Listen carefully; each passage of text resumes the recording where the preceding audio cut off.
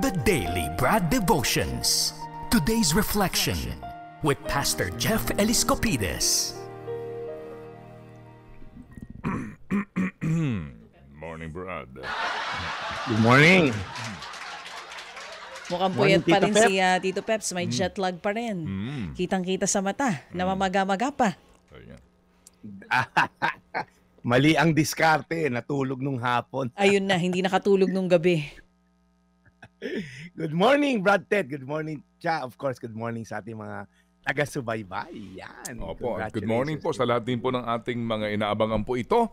At yung po'y gusto po lumahok sa ating pong contest. Again, ang importante po, higit sa lahat, the message. Opo, ito. Amen. Alright. Brad, go ahead.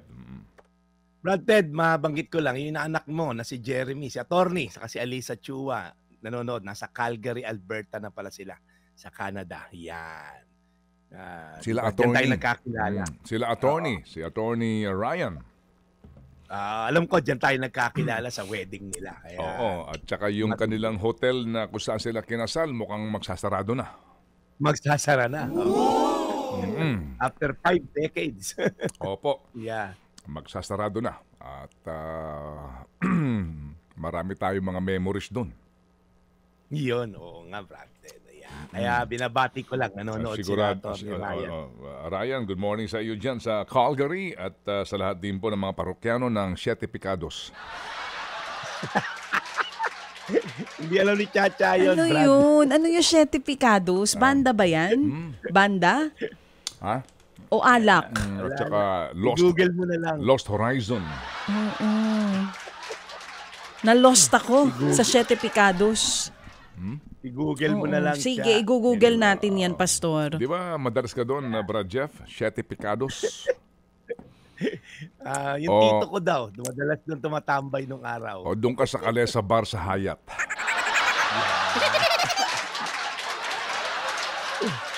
Hindi ko na inabot yan, Brad. Spirals na ako eh. Kung nagkataon na nagkakilala kami ni Mama Tess, baka nadala ko sa... Sa Siete Picados? Ano Mama Tess? Napunta ka ba ng Siete Picados? Uy, ano ba yan? Bar? Bar ba? Bar. Okay. Sa Philippine Plaza. Sa Sofitel dati. Western Philippine Plaza. Siete Picados. Babalik daw yan Yun ang dinig ko. Hindi, magsisarado na nga daw. Oo. Merong isang babalik yata sa Makati naman, Nakita Pastor? mo, si Darly De Roca, connect na connect ka agad. Nako. Mukhang madaming nadala sa Siete Picados si Kuya Darly. Ay, nako, sinabi mo. Kalesa Bar. Yan. Oo, ha? Alesa pa. Sa Hyatt yun.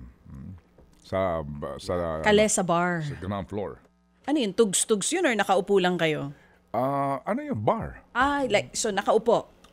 Ah, Kasi mga bar ngayon sa hotel, okay. nakaupo na lang. Di ba? Pansinin mo, mga bar sa hotel ngayon, nakaupo na lang kayo. may mga singer yan, may mga performer yan. Okay. May mga banda Yung rin. tinatambayan, pasensya, ang mga gustong tambayan ng mga magulang ko ngayon, yung talagang uupo na lang sila. Ayaw na nakatayo. Napagkakalataan ng edad. Tatanda rin kayo. Senior citizen. Ay, Anyway. very expensive bars daw yung sinasabi mo. Sabi ng tatay ko. Aba, Ayan yung mga binabanggit niya ay very expensive bars. Ano talaga? Sabi niya. Daddy Cesar, expensive po yan, pero pwede ka naman umorder isang beer lang buong gabi. Huwag mo lang ipapahalata. Na isa lang ang in-order mo. Eddie, Grabe wow. mga pangalan ng bar noon, Siete Picados. Sa Philippine Kalesa. Plaza. Kalesa Bar sa Hyatt. Yung lumang Hyatt, yung old sa May Ross Boulevard. Malapit sa EDSA. Malapit sa Liges Lechon.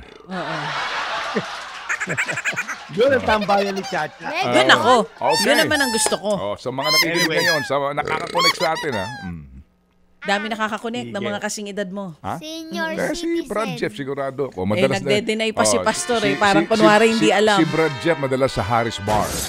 Saan naman yun? Sa Intercon. Talagang mukhang I'm sorry sa Intercon. Sa Sheraton pala. mukhang nalibot mo Sa lahat Sheraton. ng mga bars. Sa Vito Cruz. Modern na. Modern na ako kasi Manila Diamond Hotel, pioneer ako doon noong 1992. Ayan. Sa Diamond. Pioneer ako. Bellboy ako doon. Ano ang bar sa taas nun? Yung taas naman noon. Yung namin yun. May French restaurant doon, saka meron doon. Nakita kita ron, Ted. May kasama ka nga nung nakita kita nung araw doon.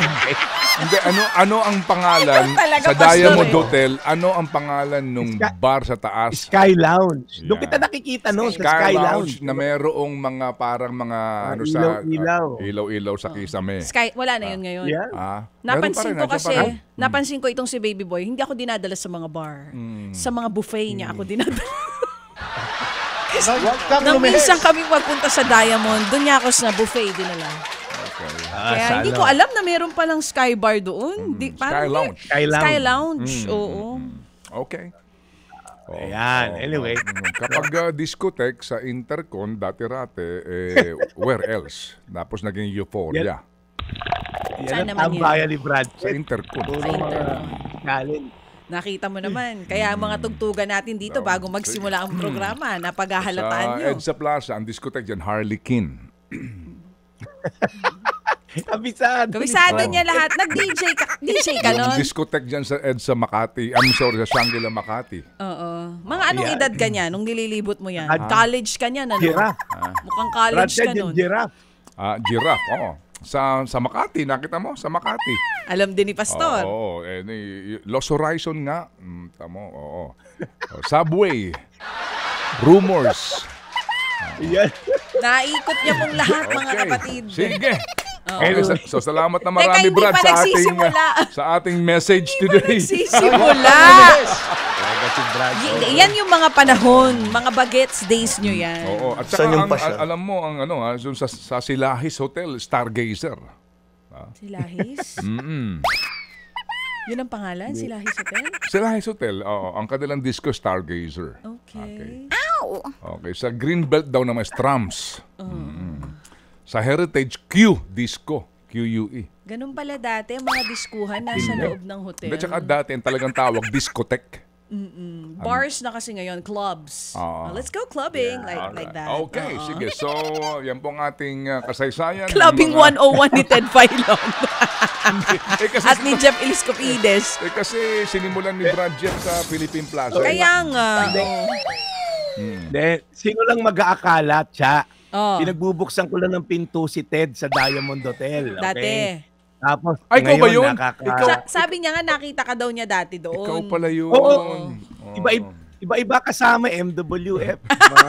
May schedule. Ikaw talaga. Huwag kang lumihis. Huwag kang lumihis. Mga ka-work naman pala.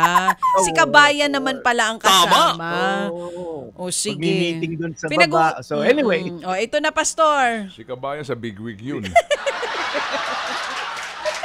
Linalaglag niyo si Kabayan eh. Hindi sige, Pastor, ito na. Sige. Ito na. Pinag-uusapan po natin kahapon pa, what does it take to follow Jesus? Kasi nga po, madalas sinahabol natin si Jesus, di ba? Dahil may personal tayong pangailangan. Okay naman po yan, carry niya yan. Naalala nyo, yung after the feeding ng 5,000 with 2 fish and 5 loaves of bread, sabi ni Jesus doon sa mga umahabol, inahabol nyo ako dahil Tom Jones na naman kayo. Dahil nakalibre kayo ng chicha kahapon. Di ba parang nakaka-relate ba kayo doon? Yung madalas sinahabol na natin ng Diyos dahil may pangailangan tayo, may nahabol tayong matinding dasal sa Kanya. Kapag malubha na yung cancer, alam mo yon, perfect attendance tayo pag linggo magsimba. Pagka okay naman ang lahat, nagkakalimutan. Alam niyo po, higit pa dyan ng Diyos. Hindi lang niya goal na solusyonan yung temporal mong pangailangan at personal kong pangailangan. Okay? Yung mga temporal po, ina-address niya yan. Papagalingin ka, negosyo and all. Pero ang pagsunod sa Kanya ay mas marami pa pong benepisyo. Sabi nga niya kahapon, come follow me, I'll make you fishers of man. We were given a new purpose. Dati, ang agenda mo lang, ano ba mapapala ko dito sa tao na to? Ngayon, agenda mo na, paano ko ba masishare yung gospel dito upang makasama ko throughout eternity? Ngayon naman po, Mateo 16:24. Sinabi ni Jesus sa kanyang mga tagasunod, ang sino mang gustong sumunod sa akin ay hindi dapat inuuna ang sarili at dapat handa siyang humarap kahit sa kamatayan, alang-alang sa pagsunod niya sa akin. Now, we were given a new passion. Yung po dati, makasarili tayo, inuuna natin yung sarili, selfish tayo. Pag daw po nagkaroon tayo ng relasyon sa Diyos, nagiging selfless. Okay? Meron kang 2 tinapa, yung isa bibigay mo. Hindi yung, 2 to, gawin ko 10, gawin ko 1,000, mag-hoarding tayo. Baka naman kasi maubusan ako. Hindi, nagiging selfless ka. May 2 ko, sino na ngailangan ng isa? Katulad ng mga Happy Anonymous natin, di ba? Alam niyo yon, yung iba nga, 2, pamimigay pa dahil alam niya, bukas naman may bagong supply si Lord para sa akin. At sabi po rito, handa siyang humarap kahit sa kamatayan, basta pagsunod sa Diyos. Minsan po kasi, yung self-preservation, okay? Nagko-corrupt tayo ng ating karakter at integridad basta maisalba yung sarili. May mga iba, binebenta ang sarili para lang kumita ng malaki. Alam niyo po yon, pag nagkaroon tayo ng relasyon sa Diyos at siya naging ating Lord and Savior, handa tayo, sige, mawala na tong physical kong buhay alang-alang sa pagsunod sa Diyos. Sa tagal ko tayo nagpapastor, yung mga kaibigan ko, mga misyonaryo, sa mga lugar na talaga namang bawal ang ebanghelyo, antindi, kahit makulong, kahit mamatay. Sabi ko, bilib ako sa inyo, mga kaibigan ko na yun, nasa ibang bansa, talagang for the sake of advancing the kingdom of God, willing mamatay, willing makulong. Sabi ko nga, sana Lord, may ganun man lang akong pananampalataya sa iyo. Parang pag nakikita ko sila, handang mamatay para sa kanilang pananampalataya. Kaya po, again, ang dalangin ko lang po, hindi tayo sumusunod sa Diyos dahil sa Bible verse na meron ngayon para maging contestant ka bukas at may pantawid ka sa iyong pangailangan. Okay naman po yan.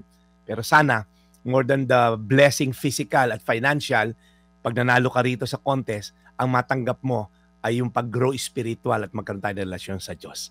Mateo 16:24, sinabi ni Jesus sa kanyang mga tagasunod, ang sino mang gustong sumunod sa akin ay hindi dapat inuuna ang sarili. At dapat handa siyang humarap kahit sa kamatayan, alang-alang sa pagsunod niya sa akin. Kahit yung manalangin. Ngayon, salamat po sa inyong reminder na ang pagsunod sa inyo ay hindi lamang pagiging user-friendly, na kailangan ka lang namin dahil may pangailangan kami. Pagka wala na, goodbye na. Lord, tulungan niyo kami na nagkaroon ng relasyon sa iyo, mabuhay ka sa puso namin, matuto maging selfless, at matuto, Lord God, to die for others. Katulad ng ginawa mong ehemplo when you died for us sa krus ng Kalbaryo para kami maligtas. Salamat, Lord, in Jesus' name. Amen. Amen. Mahal na Panginoon, maraming salamat po sa panibagong araw, sa panibago pong mensahe, sa panibago pong inspirasyon na amin napakinggan mula kay Brad Jeff. Lord, alagaan niyo po si Brad Jeff lagi. Bless his mission. And Lord, alagaan niyo po mga tulad ni Nanay Edna at mga tulad din po ng mga tumutulong kay Nanay Edna. Salamat Panginoon sa biyaya po ng araw na ito. In Jesus' name we pray. Amen. Amen. Amen. Napakaganda mensahe, Brad Jeff. Sharing, no? Napakaganda. At yan nga po ang mithiin ng ating pong programa din maging daluyan nitong mga biyayang ito na gusto pong ipamahagi ng mga taong hindi sinasarili ang biyaya. Amen. Salamat na marami. So, inspiring ito para kay Edna lalo na. No? Nakakatuwa yung kanyang kwento, Brad Jeff, kanina. No? Nung tinanong natin siya kung magkano ba ang kanyang kailanganin na puhunan. Napakapayak lang ng kanyang sabi niya 3 o 5,000. O 5,000 po, malaki na po sa akin yun. Yes. Ganun naman si Lord. Tinitingnan niya yung faithfulness natin, yung pagiging faithful sa maliliit na bagay. Kaya saludo ako sa iyo, Ate Lorna. Amen. Edna, Ate Edna. Amen. Edna. Oo. Kasi marami na rin tayong ganyan na mga sinubukan din po nung tinanong mo kung magkano yung kakailanganin. Hindi nagsasamantala sa pagkakataon. Doon mo rin mararamdaman yung sinseridad ng tao. Di po ba? Kaya kami po'y naghahanap sa mga tulad po ni Ed na hindi kami makakapangako pero hinahanap kayo ng mga tulad po ng mga Happy Anonymous. Kami lang po ang tulay dito at yung pong desisyon sa araw na iyon ay nanggagaling pa rin po sa mga taong ito. Nagbukas ang kalooban at palad na maghandog po ng tulong sa inyo. Amen. Alright. Sige, so Brad Jeff, hopefully makarecover ka na sa iyong jet lag. Okay na. Bukas. Okay naman. Fresh na fresh pa rin tayo. Oo. Ang importante may pasalubong ka sa iyong biyanan. Yun. Yan. Okay. Nakita na kami. Okay. Nakita na kami nung Mother's Day. Ayan. Okay, Tito Peps. Sunday. Sige. Maraming salamat, Brad Ted. Again, Jay Inotorio, thank you for tuning in. Ito po yung Daily Brad, your daily dose of inspiration. Ted Filon at DJ Chacha. Ngayon, nasa Radyo 5, 92.3 News FM. Monday to Friday, 6 to 10 a.m.